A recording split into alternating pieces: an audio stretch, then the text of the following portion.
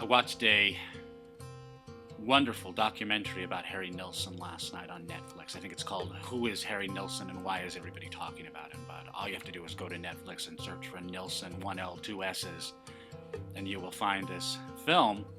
And it was truly amazingly wonderful, a very good exposition of the malady of Harry Nilsson's life. Often artists live sad and tragic lives. We are much benefited by their genius, and they are probably the least benefited. Harry Nilsson stands out as someone who was benefited substantially less than he deserved for the incredible gifts that he gave us. And in the course of watching this movie, they played Lime in the Coconut, which is a fun song that I remember from my childhood. And so after the film was done, I went and found it on YouTube and watched it a couple of times. And a very interesting line shows up in the third act of this song. The doctor, one of the three speaking parts, there's the narrator, the sister, and the doctor have speaking parts. And they speak in different voices in the song. And in the third act, the doctor says to the sister, "You're such a silly woman." It was very refreshing, and I'm listening to that and I'm thinking, why is this refreshing? It's refreshing because it's exactly what you would not hear in popular music today. You can say all kinds of awful things about women in rap songs, but in any song that's not aimed at the welfare underclass or any other sort of art aimed at the middle class, you can spit all over the men, but you can't say anything untoward about a woman, even though in this song the sister really is such a silly woman. I thought it was very, very interesting. I am thinking an awful lot about political roles in marriage in particular and how they play out in the age of feminism and how they're destroying marriage and family by plan and intention on the part of the people who came up with these ideas, but the people who are suffering from their consequences probably have no idea what they are. So we're going to look at a whole bunch of pictures in today's Church of Splendor homily. I have saved a whole bunch of pictures that I got off of Google Images. And we'll start with Penny from Big Bang Theory. Penny is the perfect illustration of what the boyos in the Manosphere decry the young, hot, pretty woman who rides the cock carousel through her 20s, and when she starts to hit the wall, when her beauty starts to fade, she latches on to a reliable beta male provider upon whom she will subsist thereafter. And so I invite you to consider these two pictures of Penny. The first photo we have is Penny making promises. This is Penny promising to deliver all of the love and devotion and especially frequent hot sex that you could ever desire, looking very, very feminine. And in the second photo, we're looking at Penny after she has decided to settle on Leonard. And what she does immediately after she settles on Leonard, after she says yes to his incessant proposals, is she gets her hair cut. So she goes from looking like a very sexy 20-something to a androgynous teenage boy. And Kaylee Cuoco, the actress, is so attractive that she can pull it off in a way that makes you still want to look at her. But if you think about all of the women that you've seen who have done that same thing and how it defeminizes them, it is a horrible injustice to inflict upon her husband. In her case, Leonard, but the husband in all of these relationships, because it always happens after marriage. No woman, unless she's deeply in the thrall of idiot feminist philosophy, defeminizes herself while she's still trying to attract a mate. So Penny promises when she's available to just about any dumbass jerk, and Penny betrays as soon as she gets Leonard to commit to her and her only till death do us part. It's a horrible thing to have done. There was news this week about the first plus-size supermodel, allegedly size 22. I don't know if she really is size 22 or not. I would happily believe size 32 or size 42. Her measurements clearly are 47, 47, 47, which makes her physically unattractive to any man. There is no man in the world, some kind of plushy lover outliers. I'll give you that. You can have 1%. You can always have 1% with me because I don't care. I don't care about outliers. But normal men are not attracted to women who do not have a waist. Of course, this is the ever more ubiquitous situation in the United States, is women without waists. This also is a very common phenomenon to observe in marriage, that a woman had beautiful long hair and a nice figure until she settled down with her reliable beta provider, and then she lets everything go, which I think is a complete betrayal of the promise that she made when she accepted the proposal. That a woman is shopping, when she's shopping for a man, she's shopping for a rock. She's shopping for a serious, dedicated provider, defender,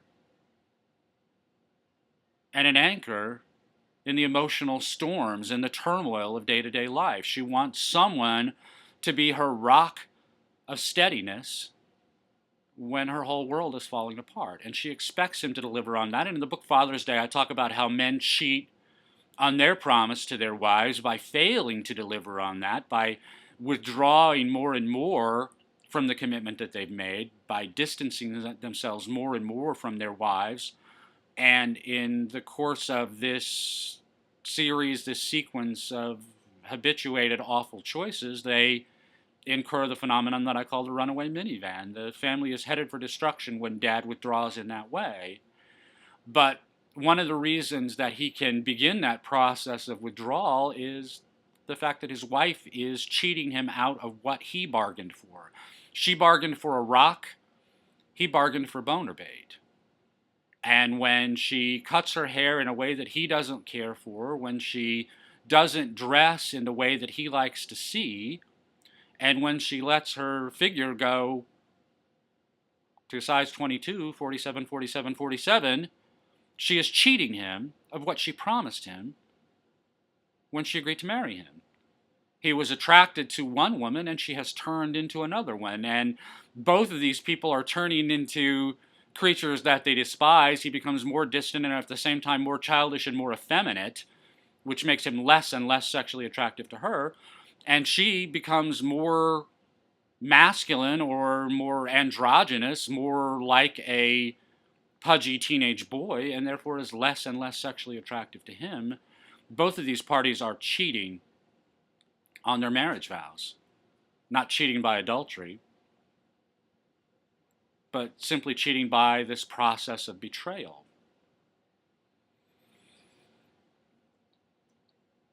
I don't even want to entertain the arguments that women make in response to things like this. Oh, double standard, they'll say, or my body is mine to do with as I choose, blah, blah, blah. No, sorry, this is a mistake. This is an error. His productivity and his emotional steadiness were his and his alone until you became a couple. And now they belong to your us. And if he's not delivering on it, then he's cheating and betraying on the vows he made to you. Your body and your physical appearance were yours to do with as you chose before you had a mate, and what you chose to do was to be absolutely the most attractive woman you could be. And if you're not choosing to be the most attractive woman you can be after you say I do, then you are cheating and betraying your marriage vows. It's much the same thing. Yes, it's not a double standard, it's a parallel standard. He's judged by one standard, his steadiness, his rock-like nature, and she's judged by the other standard, her feminine pulchritude. She bargained for a rock, he bargained for boner bait, and if you say that there's something wrong with him bargaining for boner bait, exactly what do you have to deliver to him that he could not get from his best male friend other than your ability to incite his erections? And if you are depriving him of that ardor, of that lust, if you are depriving him of the impetus to experience that lust for you, then you're cheating him, because that's what you promised him, was to be that beautiful girl that he fell in love with.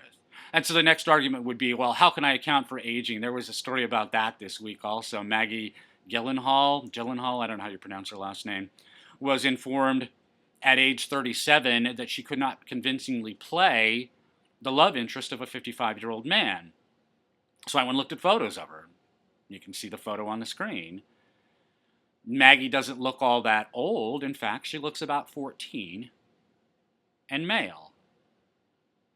And short on testosterone. She looks like a pudgy, not too pudgy, but androgynous teenage boy. And the reason for it entirely is her haircut.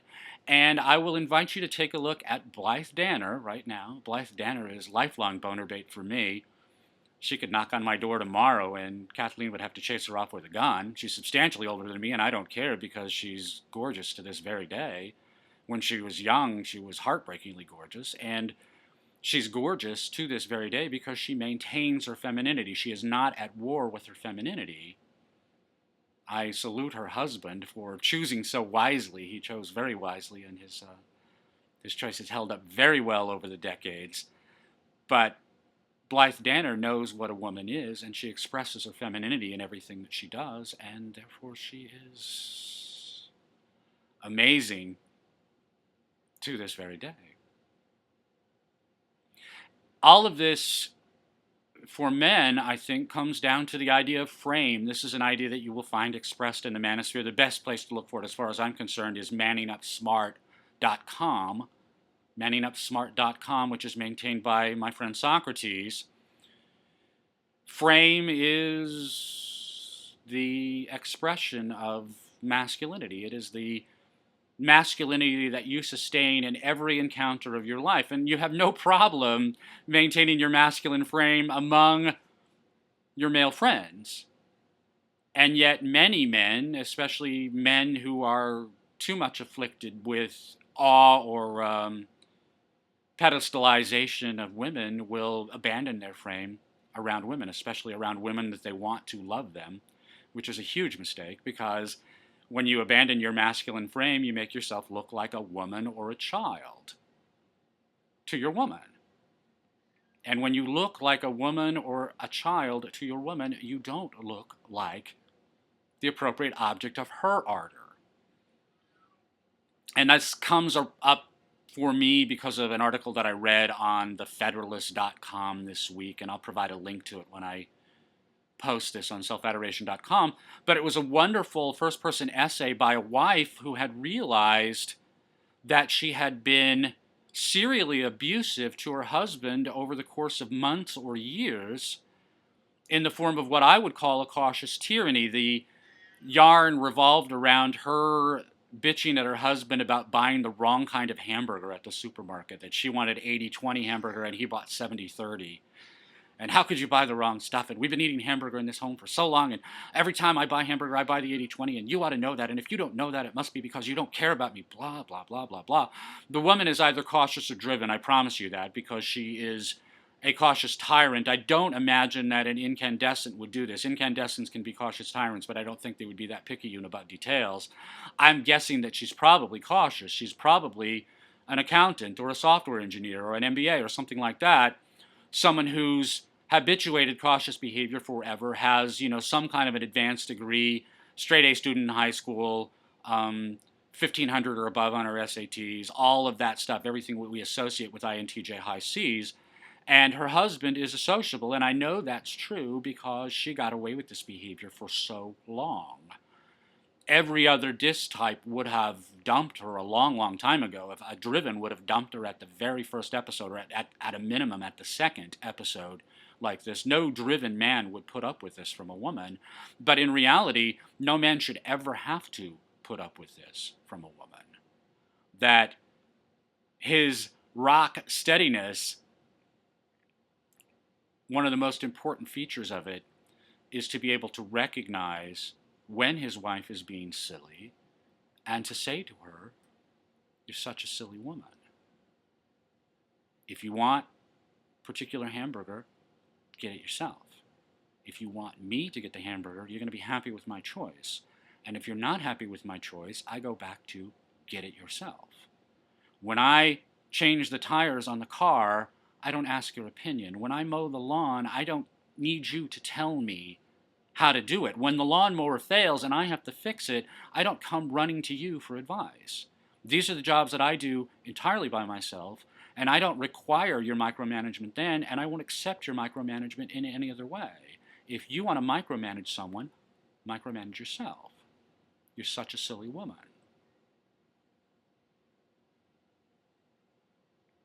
So the question came to me after I made my remarks about this particular article: how do I take this up with my wife to get us talking about this? And my answer is masculine frame. It's the elephant in the room. If no one is courageous enough to mention the elephant in the room, then you're going to be stuck scooping up the elephant shit. And this is not something that I would be willing to do. And therefore, if I have a problem, I'm going to bring it to your attention right away. I will tell you that I have been guilty of cautious tyranny more times than I care to admit. I have been guilty of driving that, or not driving, failing to drive that runaway minivan more than once in my life. I absolve myself nothing. I do not wish to portray myself as being some kind of perfect moral exemplar. I know I'm not. I am getting better. And that's all I'm interested in, is getting better. But there's no way in the world that I would ever have a problem pointing out that someone is invading my space, is imposing upon my turf, is attempting to dominate me. And that's exactly what this is. These are all dominance games, whether it's cutting your hair or packing on the pounds or bitching incessantly about trivia. These are all dominance games, and ultimately they're shit tests, because she needs her husband to be a rock. And when she gets away with abusing him,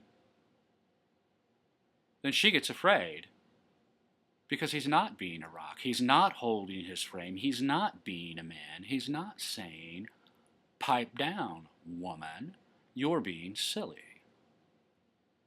And so if you're a husband in a situation like this, if you're stuck in a cautious tyranny, man or wife, male, female, young, old, if you're in a cautious tyranny, your choice is either to name that elephant in the room and address it, or escape. If you can't fix the problem, you will have to escape, and if you choose to endure it, it doesn't matter anyway, because the relationship is going to break. It's going to fail. The man has to be the man. The woman has to be the woman. And where the woman competes for the masculine role or betrays on the promises of femininity that she's made to her husband, she is introducing the causes that will break that relationship. When the man fails to live up to his masculine frame, when he fails to live up to his responsibility to be the rock in his marriage, he is introducing the causes that will result in the destruction of that marriage. And whatever you want to say about Harry Nilsson, the man was insecure, alcoholic, had a terrible coke problem for a while, lost all his money, whatever you want to say about him. He fathered 7 children that we know about. He was a good father to 6 of them. And he never had a problem saying, you're such a silly woman. That's all I've got for this week. I'm so glad you could join me, and I will talk to you again next week. Bless you. Thank you.